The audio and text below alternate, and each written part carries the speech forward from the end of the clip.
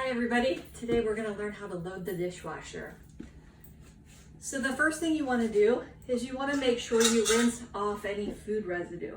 Like this pot, we would just want to rinse it out.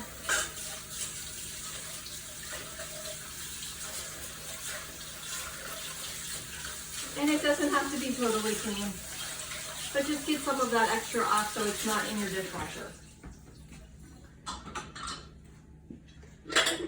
Then you want to start to load like items in the same areas, but you don't want them to nest together.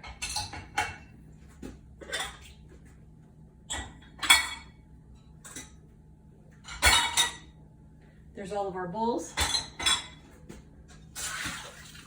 We can then do the plates, and there are slots on the bottom for plates.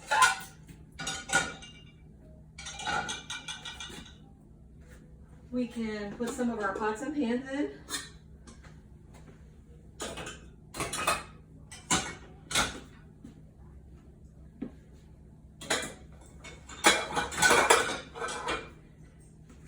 And last, we can do the silverware, and this particular dishwasher has holes so that the silverware go in one at a time.